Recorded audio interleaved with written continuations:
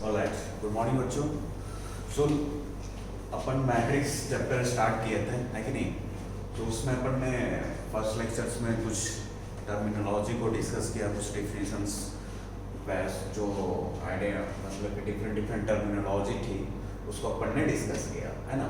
उसमें अपन ने जैसे फर्स्ट लेक्चर्स में पढ़ा था कि भाई मैट्रिक्स क्या होता है, फिर उससे रिलेटेड दो मैट्रिक्स को इक्वल मैट्रिक्स कब बोलेंगे, देन उसके क्लासिफिकेशंस को पढ़ा अपन ने, है ना, जैसे row matrix, column matrix, horizontal matrix, vertical matrix, ठीक है ना।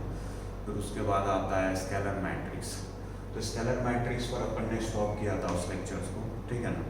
उसके बाद अब आज के लेक्चर में भी अपन क्लासिफिकेशंस की ही बात करेंगे, ठीक है ना। और अगर टाइम मिले तो अपन अलजेब्रा ऑफ मैट्रिक्स भी आज ही स्टार्ट करेंगे। ओके, सो स्टार्ट करते हैं। तो स्केलर मैट्रिक्स में मैंने क्या, स्केलर मैट्रिक्स का स्क्वायर मैट्रिक्स, स्क्वायर मैट्रिक्स अपन लास्ट क्लास में देखा था, है कि नहीं। तो स्क्वायर मैट्रिक्स में मैंने क्या बोला था कि कोई भी मैट्रिक्स स्क्वायर मैट्रिक्स होगा इफ उस मैट्रिक्स में जितने नंबर ऑफ रोज है उतने ही नंबर ऑफ कॉलम्स होना चाहिए, बराबर है। तो ऐसे मैट्रिक्स को हम लोग क्या बोलेंगे, स्क्वायर मैट्रिक्स, है कि नहीं। जैसे मैंने एक एग्जांपल के लिए क्या ले सकते हैं, जैसे मान लो कि 1 2 3 4, तो ये क्या बेटे, एक स्क्वायर मैट्रिक्स है कि नहीं। क्यों? क्योंकि इसमें 2 रो है और 2 कॉलम, बराबर है। तो ऐसे मैट्रिक्स को स्क्वायर मैट्रिक्स बोलेंगे। क्यों मैं ये रिकॉल करा रहा हूँ, बिकॉज अभी के बाद जो मैं डायगोनल या फिर स्केलर और यूनिट मैट्रिक्स, ये तीनों जो है स्क्वायर मैट्रिक्स का ही पार्ट है। मतलब आप ये तीनों मैट्रिक्स तभी पॉसिबल हो सकता है जब वो स्क्वायर में डिफरेंट डिफरेंट सिनारियों के लिए, है कि डिफरेंट डिफरेंट मैट्रिक्स बनते हैं। जैसे सबसे पहला बात करते हैं डायगोनल मैट्रिक्स की। इसका नेम ही डिफाइन करता है। By the way I have already written the definitions और important notes regarding the diagonal matrix, scalar matrix and unit matrix, but आपको समझना है, ठीक है ना। आप इसको नोट डाउन कर सकते हो लेक्चर को स्टॉप करके, लेकिन समझते हैं पहले डायगोनल मैट्रिक्स क्या होता है। बहुत सिंपल और इजी, अभी मतलब आज का लेक्चर में बहुत इजी जाने वाला है, ठीक है। नेक्स्ट लेक्चर से आपको कुछ जब मल्टीप्लिकेशन और मैट्रिक्स बताऊंगा तो वहाँ से कुछ क्वेश्चन टफ जनरेट हो सकते हैं, ठीक है ना। अभी तो एकदम बच्चों वाली चीज़ें चल रही है, ठीक है। तो बस थ्रू आउट फॉलो करो, लेक्चर देखो, चीज़ों को माइंड में रखो, रिकॉल करो, राइट। ओके, सो डायगोनल मैट्रिक्स, तो डायगोनल मैट्रिक्स क्या होता है ना, ये वैसे स्क्वायर मैट्रिक्स को डायगोनल मैट्रिक्स बोलेंगे जिसमें जितने भी ऑफ डायगोनल एलिमेंट्स, ध्यान से सुनना, वैसे स्क्वायर मैट्रिक्स को डायगोनल मैट्रिक्स बोलेंगे जिसमें जितने भी ऑफ डायगोनल एलिमेंट्स वो क्या होता है, 0 हो जाए। तो ऐसे स्क्वायर मैट्रिक्स को हम लोग क्या बोलेंगे बेटे, डायगोनल मैट्रिक्स, बराबर है। ऑफ डायगोनल एलिमेंट्स, ये तुमको मैं डिटरमिनेंट में बताया था, diagonal elements, of diagonal elements. फिर एक बार रिकॉल कराता हूँ, ऑफ डायगोनल एलिमेंट्स मतलब कि वैसे एलिमेंट जो डायगोनल नहीं है उसको क्या बोलेंगे, ऑफ डायगोनल। मतलब क्या है कि जैसे मान लो फॉर एग्जांपल मैंने एक मैट्रिक्स ए लिया, ठीक है, इसमें एलिमेंट है -1 0 0 0 3 0 0 0 2। अब बेटे सबसे पहले मैं क्वेश्चन तुमसे पूछूंगा कि क्या ये मैट्रिक्स है। तो ये मैट्रिक्स है बिकॉज इसका रिप्रेजेंटेशन अपन इसे स्क्वायर ब्रैकेट में कर रहे हैं, बराबर है। ये डिटरमिनेंट नहीं, इट्स अ मैट्रिक्स। फिर मैं तुमसे क्वेश्चन पूछूंगा कि ये कैसा मैट्रिक्स है, तो तुम्हारे दिमाग में क्या आएगा, सबसे पहला चीज कि सर ये ऐसा मैट्रिक्स है जिसमें number of rows number of columns के इक्वल है। कैसे? तो देखो कितने रो है, row 1 row 2 row 3, 3 row, column 1 column 2 column 3, 3 column. तो number of row number of column के इक्वल है। इसका ऑर्डर क्या हो जाएगा, 3 क्रॉस 3। इस मैट्रिक्स का ऑर्डर क्या हो जाएगा, 3 क्रॉस 3। सारी चीजें रिकॉर्ड करते हैं। पहला चीज क्या आएगा दिमाग में, since number of rows number of columns के इक्वल है तो इसको क्या बोलेंगे, ये तो स्क्वायर मैट्रिक्स तो है। ये अपना काम यहाँ तक तो सबको दिख रहा होगा। फिर मैं बोलूंगा क्या ये स्क्वायर मैट्रिक्स तो है, क्या किसी स्क्वायर मैट्रिक्स का स्पेशल टाइप है क्या, तो है। इसमें क्या है, इस मैट्रिक्स में खासियत है क्या कि मैं क्या देख रहा हूँ कि जितने भी डायगोनल एलिमेंट्स हैं, ये डायगोनल होते हैं बेटे, सबको बता चुका हूँ। डिटरमिनेंट में भी मैट्रिक्स में भी प्रीवियस क्लास में मैंने बोला था डायगोनल एलिमेंट्स क्या होता है, डायगोनल क्या होता है। तो ये क्या हो गया अपने डायगोनल।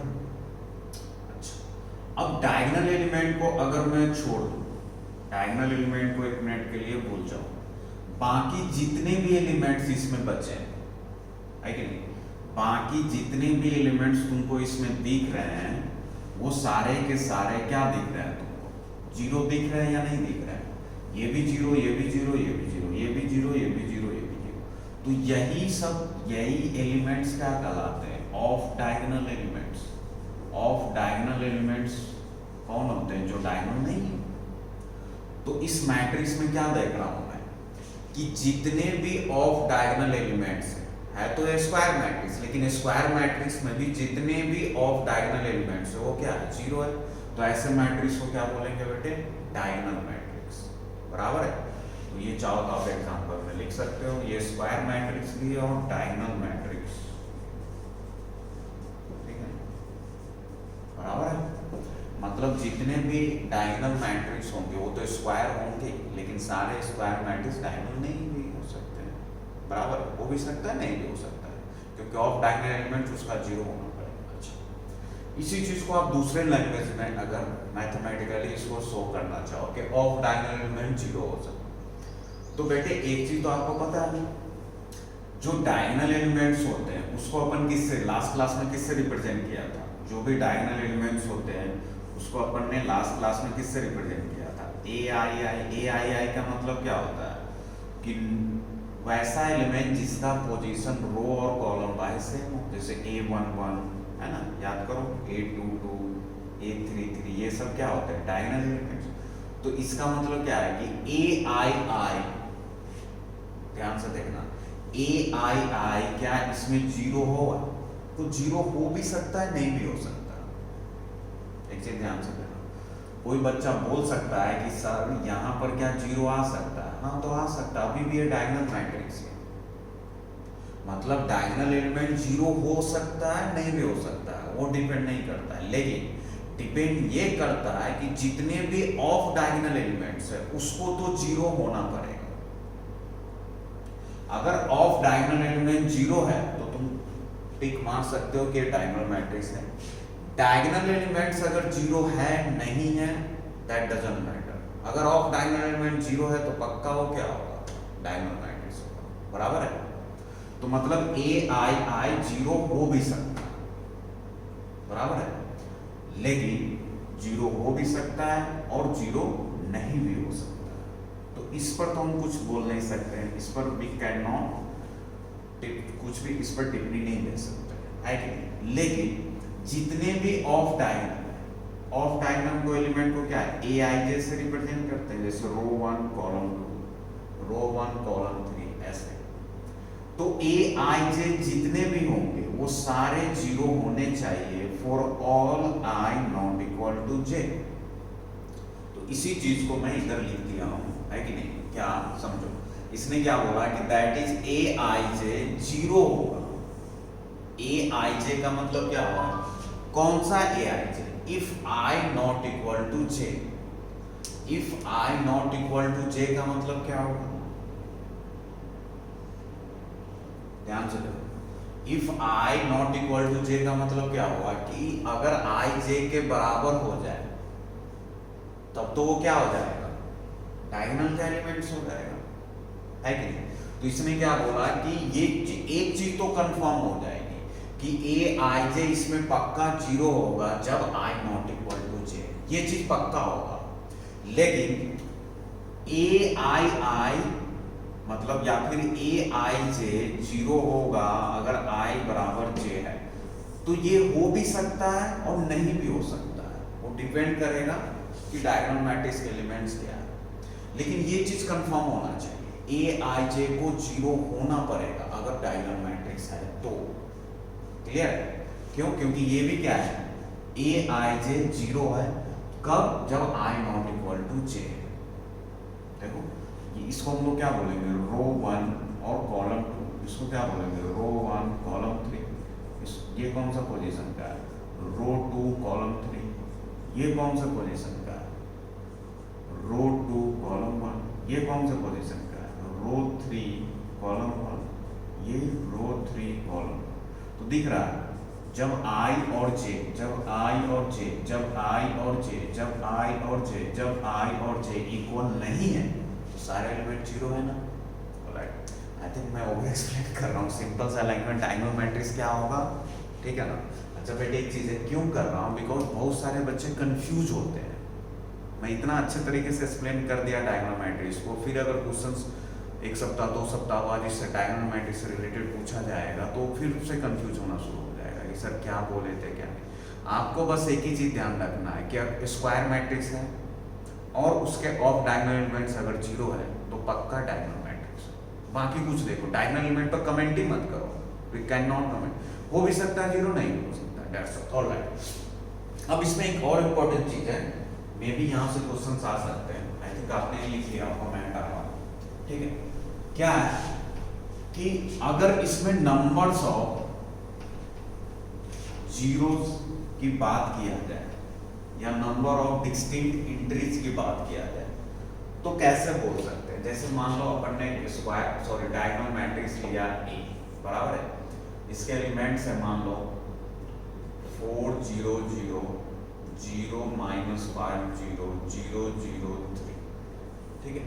ये तो डायगोनल मैट्रिक्स है, किसी को कोई कंफ्यूजन नहीं, क्यों, क्योंकि डायगोनल एलिमेंट को छोड़ दो तो बाकी सारे ऑफ डायगोनल जीरो है और ये स्क्वायर है तो डायगोनल मैट्रिक्स हो गई। ऑलराइट, अब जैसे सबसे पहले बात करते हैं the minimum number of zeros in a diagonal matrix, है ना, ऑफ ऑर्डर n, ठीक है ना। ध्यान से समझना, ध्यान से समझना। देखो अगर मुझे इस मैट्रिक्स में मिनिमम नंबर ऑफ जीरो की बात, मतलब कम से कम कितना जीरो होना ही चाहिए अगर n ऑर्डर का डायगोनल मैट्रिक्स है तो जैसे ध्यान से देखो, इसको मैंने कितने ऑर्डर का लिया है, 3 × 3, मतलब 3 ऑर्डर का है। ऑलराइट, तो अगर ये 3 ऑर्डर का है तो मिनिमम नंबर ऑफ जीरो की बात कर रहा है, तो कम से कम 1 2 3 1 2 3, 3 और 3 कितने हो गए, 3 ये और 3 ये, कितने हो गए, 6। मतलब कि अगर 3 ऑर्डर का या 3 × 3 ऑर्डर का डायगोनल मैट्रिक्स है तो उसमें मिनिमम नंबर ऑफ जीरो 6 तो होना ही चाहिए,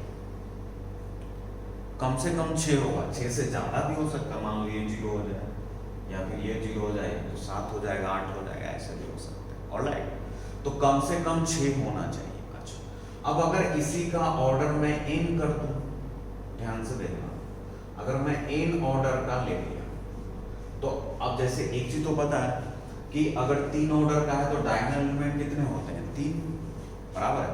अब जैसे मान लो कि n ऑर्डर का, n × n ऑर्डर का एक मैट्रिक्स है, ठीक है, मान लो ये डायगोनल मैट्रिक्स है, तो अगर n × n ऑर्डर का, तो सबसे पहले मैं बात करूंगा टोटल नंबर ऑफ एलिमेंट्स का। बता चुका हूं बेटे, आई थिंक सबको पता होना चाहिए, बताओ कितने होंगे। अगर n × n ऑर्डर का है तो इसमें टोटल नंबर ऑफ एलिमेंट्स कितने हो जाएंगे, n × n, n², यहाँ तो कोई दिक्कत नहीं है, बराबर। अब total number of elements n² है, उसमें डायगोनल एलिमेंट्स कितने होते हैं, जैसे देखो 3 ऑर्डर का है तो इसमें डायगोनल एलिमेंट्स कितने हैं, 1 2 3, तो जितने ऑर्डर का है ना, ये भी मैं बता चुका हूँ जब डायगोनल की बात कर रहा था, तो जितने ऑर्डर का है ना उतने ही नंबर ऑफ डायगोनल एलिमेंट्स होते हैं किसी भी स्क्वायर मैट्रिक्स में। ऑलराइट, तो n ऑर्डर का है तो इसमें डायगोनल एलिमेंट्स कितने हो जाएंगे, डायगोनल एलिमेंट्स n हो जाएंगे, बराबर है। तो total number of elements n², diagonal element, number of diagonal elements कितने हो जाएंगे, n। अच्छा, तो मुझे क्या बताना है, मिनिमम नंबर ऑफ जीरोस कितने आएंगे, तो डायगोनल एलिमेंट को छोड़कर बाकी सारे क्या होना चाहिए, जीरो तो होना चाहिए, क्योंकि डायगोनल एलिमेंट को छोड़ देंगे तो बचेगा क्या, ऑफ डायगोनल एलिमेंट्स। तो ऑफ डायगोनल एलिमेंट्स तो जीरो होना ही चाहिए ना, होना चाहिए नहीं होना चाहिए, होना चाहिए, क्यों, क्योंकि ये क्या है, डायगोनल मैट्रिक्स है, बराबर। तो अगर total number of element n² है और number of diagonal elements n है, बिकॉज n ऑर्डर का है, तो बाकी ऑफ डायगोनल एलिमेंट कितने हो जाएंगे? ऑफ डायगोनल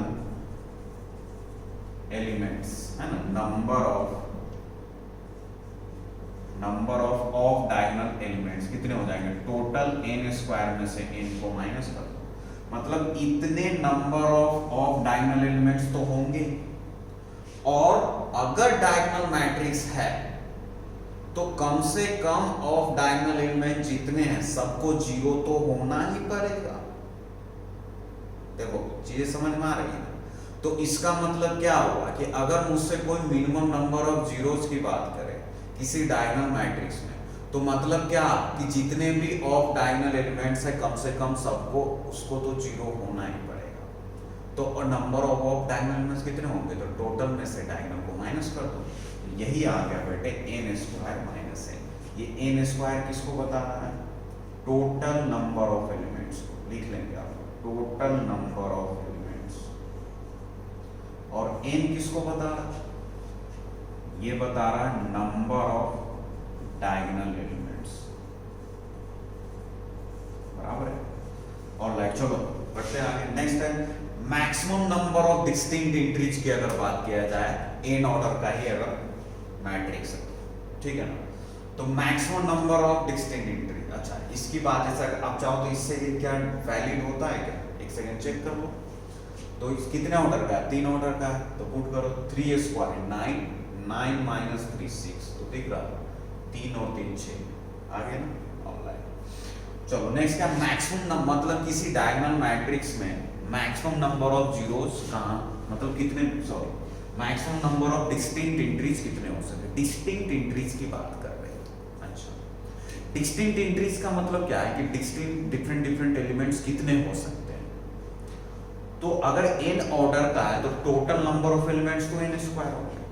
फिर से स्टार्ट करते एकदम शुरू से, जिसमें उस n स्क्वायर एलिमेंट में n तो क्या हो जाएंगे? डायगोनल एलिमेंट्स, बराबर है भाई, ऑलराइट। और जो बाकी बच जाएंगे वो क्या कहलाएंगे? Off diagonal elements. तो मैं सोचा एक सेकेंड के लिए कि यार अगर डायगोनल मैट्रिक्स है तो बाकी जितने भी ऑफ डायगोनल एलिमेंट्स हैं वो तो जीरो ही होगा, तो वो सारे जीरो को तो डिस्टिंक्ट एंट्रीज में मैं एक ही काउंट करूंगा, क्योंकि वो सबके सब तो जीरो ही। जैसे यहाँ देखो, मैं बोलूँ यहाँ पर कितने डिस्टिंक्ट एंट्रीज हैं? 3 ऑर्डर का मैंने ये मैट्रिक्स लिया, तो एक जीरो है, एक 3 है, एक -5 और एक 4, तो 1 2 3 4। तो मैक्सिमम हम इसमें 4 ही डिस्टिंक्ट एंट्रीज बना सकते हैं। मैक्सिमम की बात कर रहा था, समझ? इससे पहले मैं मिनिमम नंबर ऑफ जीरोस की बात कर रहा था, अब मैं मैक्सिमम नंबर ऑफ डिस्टिंक्ट अलग अलग कितने एलिमेंट्स हो सकते हैं किसी भी डायगोनल मैट्रिक्स में, मैक्सिमम, मिनिमम की बात नहीं कर रहा हूँ, ऑलराइट। तो मैक्सिमम कितने हो सकते हैं कि जितने डायगोनल एलिमेंट्स हैं उसको डिफरेंट पुट कर दो। तो अगर n डायगोनल, मान के चलो n ऑर्डर का है, तो n एलिमेंट्स कितने हो जाएंगे डायगोनल के? तो वो n एलिमेंट्स में डिफरेंट पुट कर सकता हूँ। जैसे यहाँ 3 ऑर्डर का है तो ये तीनों में डिफरेंट ले लिया। अगर n ऑर्डर का है तो जैसे -1 2 3 4 0 -5, ऐसे n डिफरेंट डायगोनल एलिमेंट्स ले सकता हूँ, तो n तो वो हो जाएंगे। और बाकी जितने ऑफ डायगोनल है वो क्या होगा? वो जीरो ही रहेगा, तो एक जीरो भी काउंट होगा। तो टोटल की अगर मैं बात करूं तो n ये और एक जीरो कितने हो जाएंगे? n+1, मतलब मैक्सिमम नंबर ऑफ जीरोस हम किसी भी diagonal, maximum number of distinct entries हम किसी भी डायगोनल मैट्रिक्स में कितना रख सकते हैं? n+1। याद करने की जरूरत नहीं, कंसेप्ट समझो। n डायगोनल्स उसको मैं डिफरेंट पुट कर सकता हूँ, और बाकी तो जीरो तो रखना ही पड़ेगा बाकी सारे एलिमेंट को, क्योंकि ये डायगोनल मैट्रिक्स। तो मैक्सिमम नंबर हम कितना पुट कर सकते हैं? Maximum number of distinct entries n+1। n किसके लिए आया? तो ये फिर से हुए नंबर ऑफ डायगोनल एलिमेंट्स के लिए, है ना, और 1 किसके लिए? तो जीरोज के लिए, बराबर है, ऑलराइट। चलो ये था बेटा अपना डायगोनल मैट्रिक्स। इस पर मैं थोड़ा सा एक्स्ट्रा टाइम लिया बिकॉज चीजों को रिकॉल कराना, इसमें distinct entries, number of zeros की भी बात की। अब थोड़ा सा इजी पोर्शन आ गया, स्केलर मैट्रिक्स। कुछ नहीं, एक लाइन में समझो कि मतलब कि वो डायगोनल मैट्रिक्स स्केलर मैट्रिक्स कहलाएंगे वो डायगोनल मैट्रिक्स स्केलर मैट्रिक्स कहलाएंगे इफ उसके जितने भी डायगोनल एंट्रीज है सब सेम हो जाए। बराबर है, वही चीज लिखा है। If all the diagonal entries in a diagonal matrix are equal then it is called scalar matrix. मतलब अगर मुझे एग्जांपल्स के लिए बोलोगे तो सिंपल सा एग्जांपल्स इसका ले लूंगा। मान लिया एक मैट्रिक्स है, तो मान लिया -1 0 0 2 0 0 0 -1। अब देखो मैं पूछूं क्या यह डायगोनल मैट्रिक्स है, तो है। क्यों? क्योंकि जितने भी ऑफ डायगोनल इस डायगोनल एलिमेंट को छोड़ दिया जाए तो जितने भी ऑफ डायगोनल एलिमेंट्स वो 0 है, तो मतलब ये क्या है, डायगोनल मैट्रिक्स। लेकिन एक ऐसा डायगोनल मैट्रिक्स है कि इसमें जो मैं डायगोनल एलिमेंट्स देख रहा हूं, है ना, इसमें जितने भी डायगोनल एलिमेंट्स हैं वो सारे के सारे क्या है, -1 है। देखो ध्यान से। तो अगर किसी भी डायगोनल मैट्रिक्स के डायगोनल एंट्रीज सेम हो जाए, मतलब डायगोनल एलिमेंट जितने भी सब सेम हो जाए, सेम बोलना, -1 1 1 2 2 2 1 1 1 4 4 4 कुछ भी हो जाए, सब अगर सेम आ रहा है तो इसको हम लोग क्या बोलेंगे, स्केलर मैट्रिक्स। बराबर, तो ये समझ गया स्केलर मैट्रिक्स क्या होता है। ऑलराइट, उसके बाद आता है यूनिट मैट्रिक्स। ये थोड़ा सा इंपॉर्टेंट है क्योंकि इसका यूज होता है क्वेश्चंस वगैरह सॉल्व करने में। वी विल सी जब करेंगे प्रॉब्लम प्रैक्टिस।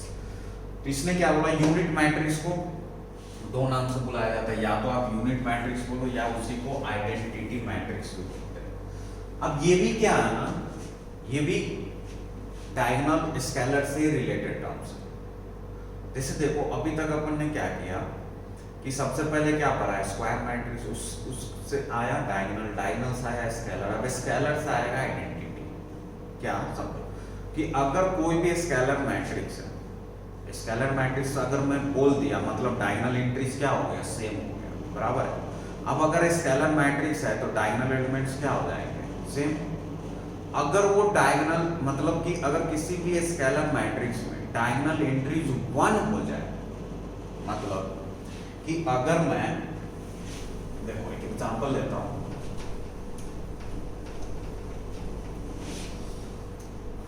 ठीक है, जैसे मैं लिया है 1 0 0 0 1 0 0 0 1। अब ध्यान से देखो, मैं बोलूं कि क्या ये स्केलर मैट्रिक्स है, तो है। क्यों? क्योंकि इसके डायगोनल एंट्रीज क्या है, सेम है सब के सब, तो ये तो स्केलर है। तो वैसा स्केलर मैट्रिक्स यूनिट मैट्रिक्स कहलाएगा अगर उस स्केलर मैट्रिक्स में डायगोनल एंट्रीज क्या हो जाए, 1 हो जाए। अब स्केलर मैट्रिक्स में अगर मैं बोल दिया कि स्केलर मैट्रिक्स में डायगोनल एंट्रीज 1 हो जाए, तो स्केलर बोलने के पीछे लॉजिक क्या था कि उसके सारे डायगोनल एलिमेंट्स क्या होंगे, सेम होंगे। और 1 बोल दिया मतलब सबके सब 1 ही होंगे। तो ऐसे मैट्रिक्स को हम लोग क्या बोलते हैं, यूनिट मैट्रिक्स या फिर आइडेंटिटी मैट्रिक्स, है ना। इसको डिनोट किया जाता है आई से, कैपिटल आई से, और इसका लोअर सबस्क्रिप्ट भी एक मेंशन किया जाता है। जैसे कितने ऑर्डर का है, 3 × 3, मतलब 3 ऑर्डर का, तो I3। मतलब I3 का मतलब क्या हो गया कि आइडेंटिटी मैट्रिक्स या यूनिट मैट्रिक्स ऑफ ऑर्डर 3। बराबर है, ये चीज ध्यान देना। कैपिटल आई के लिए अपन आज पूरे चैप्टर में कैपिटल आई आइडेंटिटी मैट्रिक्स या यूनिट मैट्रिक्स के लिए यूज होगा। दूसरा जो लोअर सबस्क्रिप्ट होगा, जैसे 3 मतलब 3 ऑर्डर का, अगर मैं बोल दिया I2 मतलब ये आइडेंटिटी मैट्रिक्स 2 ऑर्डर का, IN मतलब आइडेंटिटी मैट्रिक्स n ऑर्डर का। बराबर है, ऑलराइट, वही चीज है। दूसरा एक और टर्म्स है कि इसमें क्या हो जाएगा, AII क्या होता है, डायगोनल एंट्रीज, A11 ये क्या है, A11 A22 A3। तो जितने भी AII होंगे वो क्या हो जाएंगे, 1 होना चाहिए, और AIJ 0 होगा जब IJ के बराबर नहीं होगा। ये दोनों चीज होते हैं, वही लिखा है AII 1 होगा और AII 0 होगा if I not equal to 0।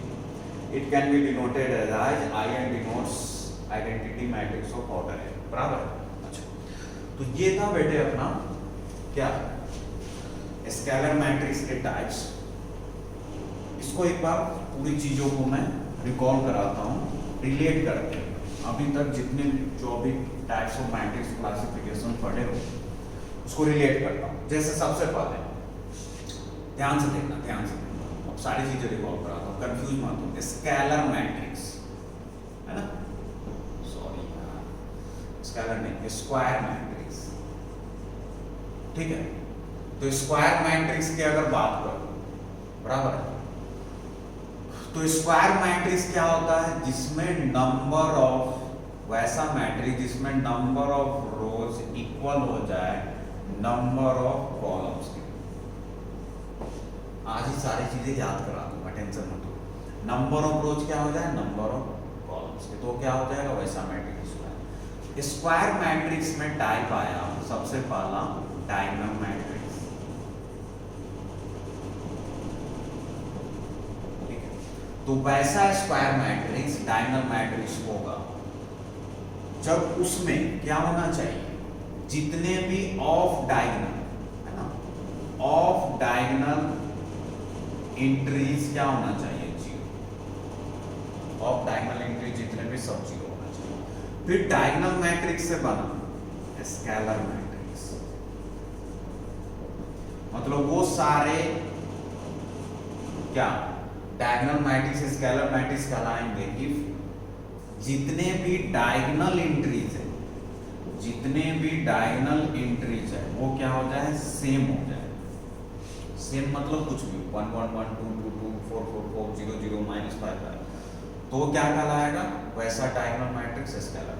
फिर स्केलर मैट्रिक्स से आया यूनिट मैट्रिक्स या फिर इसी को आइडेंटिटी मैट्रिक्स। तो वैसा स्केलर मैट्रिक्स यूनिट मैट्रिक्स कहलाएगा यदि उसके सारे डायगोनल एंट्रीज क्या हो जाए, डायगोनल एंट्रीज क्या हो जाए, 1 हो जाए। तो ये चार मैट्रिक्स क्या आपको दिख रहा है दूसरे से रिलेटेड, ठीक है ना, कंफ्यूजन क्लियर करो। सबसे पहले स्क्वायर मैट्रिक्स, तो number of rows number of columns के बराबर होगा। फिर आया डायगोनल मैट्रिक्स, तो डायगोनल मैट्रिक्स में क्या बोलेंगे, डायगोनल मैट्रिक्स एक स्क्वायर मैट्रिक्स ही है, लेकिन उसमें ऑफ डायगोनल एलिमेंट्स क्या होगा, जीरो, बराबर। फिर आया स्केलर मैट्रिक्स, तो स्केलर मैट्रिक्स भी एक डायगोनल मैट्रिक्स ही है, लेकिन उस मैट्रिक्स में डायगोनल एंट्रीज क्या होना चाहिए, सेम होना चाहिए। फिर आया यूनिट मैट्रिक्स, तो यूनिट मैट्रिक्स एक स्केलर मैट्रिक्स ही है, लेकिन उसके डायगोनल एंट्रीज क्या होना चाहिए, 1 होना चाहिए, बराबर है। मतलब क्या हुआ कि अगर कोई मैट्रिक्स यूनिट मैट्रिक्स है तो वह स्केलर भी होगा, डायगोनल भी होगा और स्क्वायर भी होगा। सिमिलरली कोई मैट्रिक्स अगर स्केलर है तो डायगोनल भी होगा और स्क्वायर भी होगा, और अगर कोई मैट्रिक्स डायगोनल है तो स्क्वायर भी होगा। मतलब कि अगर इसको ऐसे देखा जाए तो कोई अगर जैसे मैंने मान लिया यहाँ यूनिट मैट्रिक्स है, तो यूनिट मैट्रिक्स है तो ये पक्का स्केलर के अंदर आ जाएगा। अगर ये स्केलर है तो ये डायगोनल के अंदर आ जाएगा, और अगर ये डायगोनल है तो स्क्वायर के अंदर आ जाएगा। समझ लो सेट्स की तरह। आई थिंक मैं वो ओवर एक्सप्लेन कर रहा हूँ, सो लेट्स गो फॉरवर्ड। आप एक बार इसको लिख लेंगे, ऑलराइट।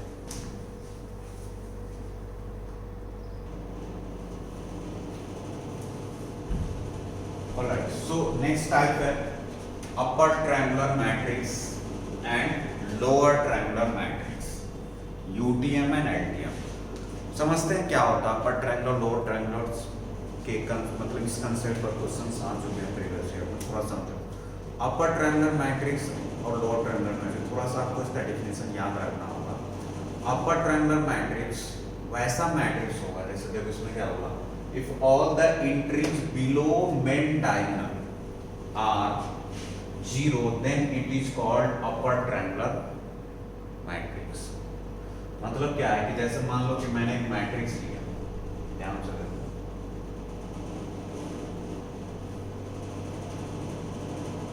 वन टू थ्री 0 -4 5 0 अब इस मैट्रिक्स को ध्यान से देखो, आपको क्या दिख रहा है कि जो मेन डायगोनल है, डायगोनल भी मेन डायगोनल होता है, मतलब ये क्या हो गया इसके डायगोनल एलिमेंट्स, और या फिर ये डायगोनल। तो अब डायगोनल एलिमेंट्स ये हैं, तो अगर ये डायगोनल एलिमेंट्स या एक डायगोनल इस मैट्रिक्स का, तो ये वाला पोर्शन क्या कराएगा, अपर पार्ट ऑफ डायगोनल, और ये वाला क्या हो जाएगा, लोअर पार्ट ऑफ डायगोनल। तो इसने क्या बोला कि जितने भी एंट्रीज है इस मैट्रिक्स में, कौन सा एंट्रीज, तो वैसे वो एंट्री जो मेन डायगोनल के बिलो अगर वो 0 हो जाए तो ऐसे मैट्रिक्स को हम लोग क्या बोलेंगे, अपर ट्रायंगुलर मैट्रिक्स। मतलब क्या है, कुछ नहीं, सिंपल सा लैंग्वेज समझो क्या है कि तुम देख लेना कि डायगोनल एलिमेंट्स, सॉरी डायगोनल क्या है, मेन डायगोनल, अगर डायगोनल के नीचे जितने भी एलिमेंट्स है सबके सब अगर 0 तुमको दिख रहे हैं तो वैसे मैट्रिक्स को क्या बोलेंगे, अपर ट्रायंगुलर मैट्रिक्स। तुम इसको याद रखने के लिए कंफ्यूजन नहीं हो अपर ट्रायंगुलर लोअर ट्रायंगुलर में, तो एक चीज ध्यान रखना कि ट्रायंगल बनना मतलब ऐसा कोई लॉजिक नहीं है, ठीक है ना, बस याद रखने का ट्रिक बता रहा हूँ, ठीक है ना, कंफ्यूजन नहीं होगा। तो क्या करना है कि ट्रायंगल जैसे कोऑर्डिनेट में कैसे बनाते थे, कुछ पॉइंट्स होगा तभी ट्रायंगल बनेंगे, P Q R ऐसे है कि नहीं, तो उस पॉइंट का कुछ कोऑर्डिनेट होगा, तो तुम इतना बस ध्यान रखो कि कोऑर्डिनेट 0 नहीं होना चाहिए तभी ट्रायंगल बनेगा।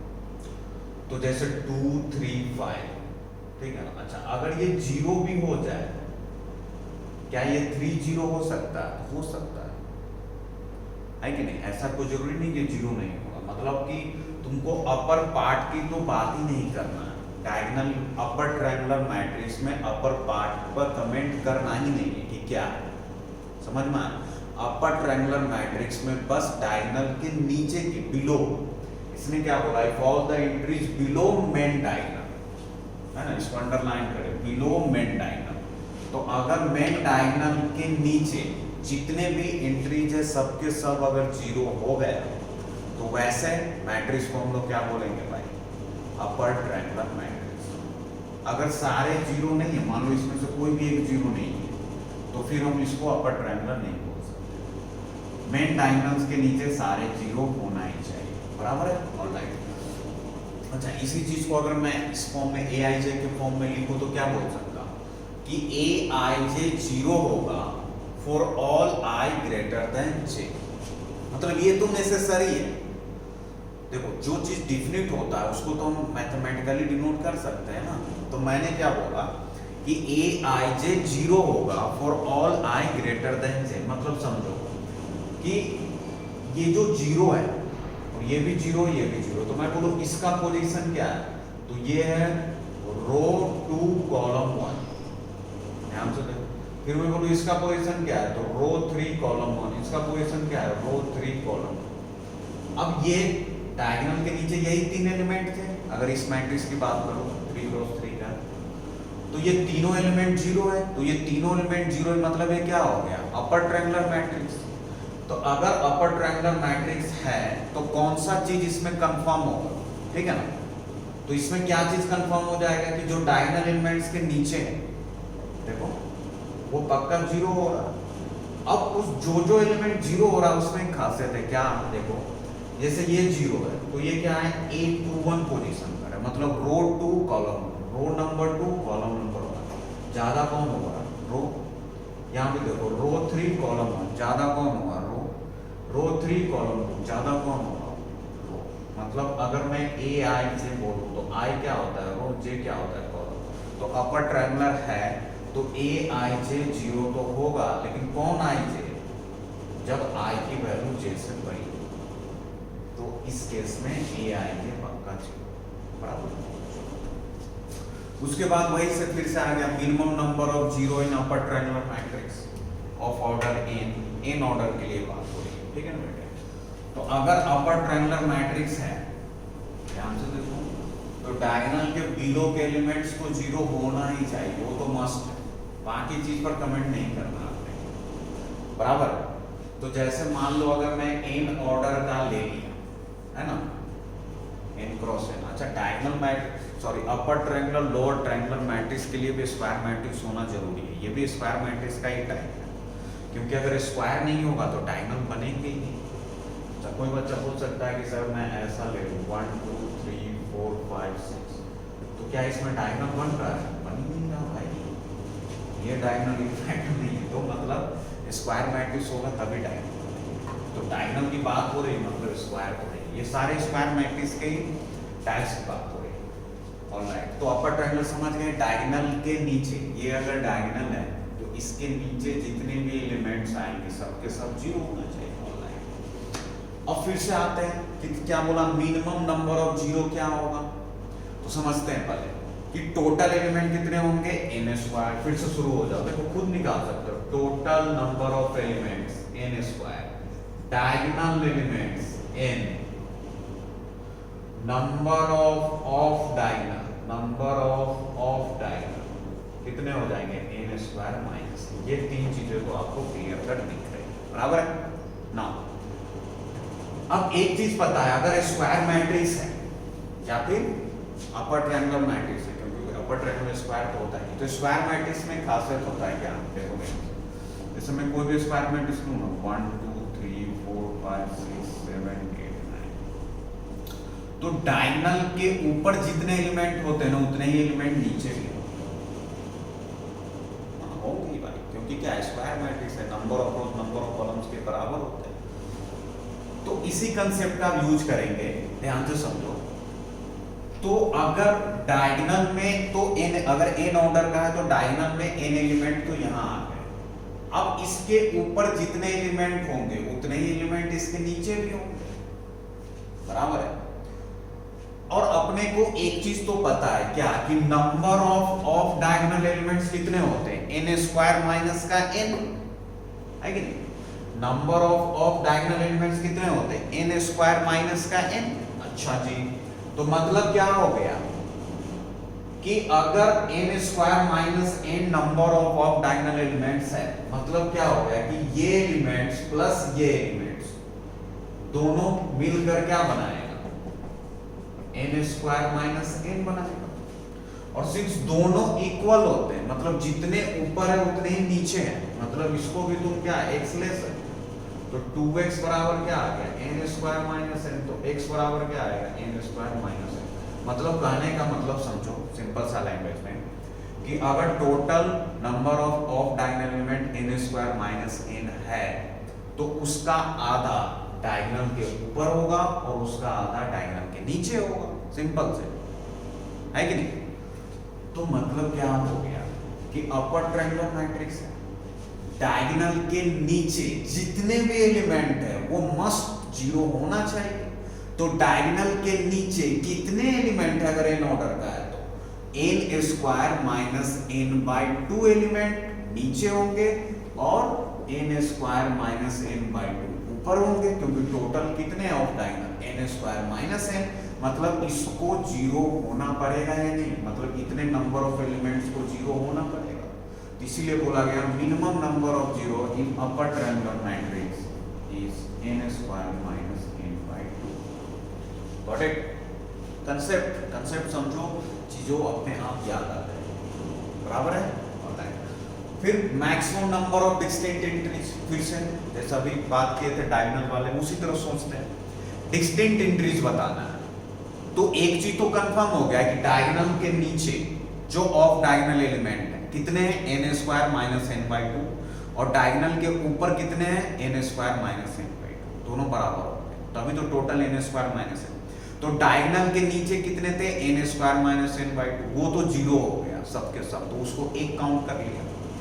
उसके बाद क्या आएगा, डायगोनल एलिमेंट्स, तो डायगोनल को तुम डिफरेंट पुट कर सकते हो, तो अगर n है तो n ऑर्डर का है तो n डायगोनल, तो n तो वो हो गया, तो एक जीरो एक n। और फिर डायगोनल के ऊपर वो सारे डिफरेंट तो हो सकते हैं ना।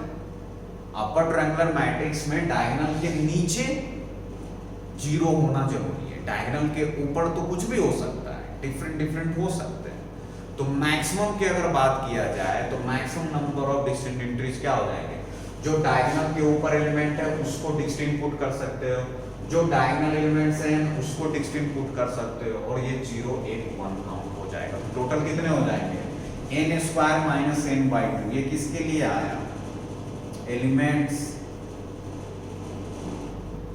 एबव डायगोनल, जो डायगोनल के ऊपर है वो सारे डिफरेंट हो सकते हैं। n किसके आया, डायगोनल एलिमेंट्स के लिए, ये क्या है बेटे, डायगोनल एलिमेंट्स।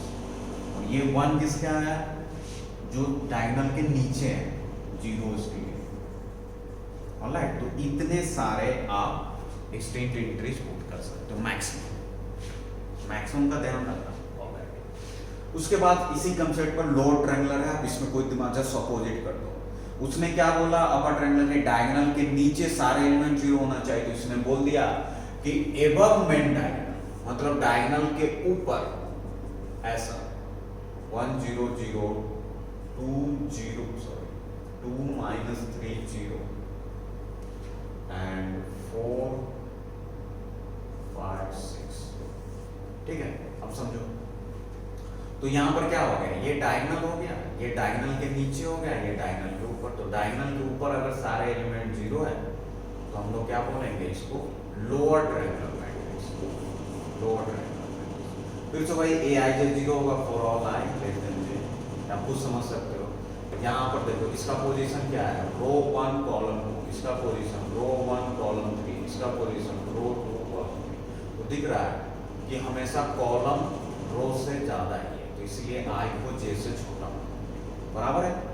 फिर उसी तरह मिनिमम नंबर ऑफ जीरो उतना ही होगा, maximum number of distinct entries भी उतना ही होगा। ऑलराइट, उसके बाद बात करते हैं सिंगुलर एंड नॉन सिंगुलर की। इसका भी यूज होता है, खासकर जब इन्वर्स बताऊंगा तो वहां तो खूब यूज होता है सिंगुलर नॉन सिंगुलर। ठीक है, तो अभी के लिए समझो कि कोई भी मैट्रिक्स को सिंगुलर मैट्रिक्स तभी बोलेंगे जब उसका डिटरमिनेंट वैल्यू क्या हो जाए, जीरो हो जाए। अगर किसी मैट्रिक्स का डिटरमिनेंट वैल्यू जीरो है तो वैसे मैट्रिक्स को सिंगुलर मैट्रिक्स बोलेंगे। वही चीज इधर लिख रखा है अपन ने, क्या कि if determinant value of a square matrix is zero then it is called singular matrix. अच्छा, मैंने स्क्वायर नहीं बोला, सिंपली इतना बोला कि डिटरमिनेंट वैल्यू किसी मैट्रिक्स का। तो तुमको खुद लॉजिक लगाकर सोचना चाहिए कि यार अगर डिटरमिनेंट वैल्यू की बात हो रही है तो पक्का कि वो स्क्वायर मैट्रिक्स ही है कि नहीं, क्योंकि लास्ट लेक्चर में यही चीज तो अपन डिस्कस किए थे कि एक स्क्वायर मैट्रिक्स का डिटरमिनेंट वैल्यू पॉसिबल होता है। ठीक है, तो अगर डिटरमिनेंट वैल्यू जीरो आ रहा है तो सिंगुलर, जीरो नहीं आ रहा है तो नॉन सिंगुलर, बराबर है।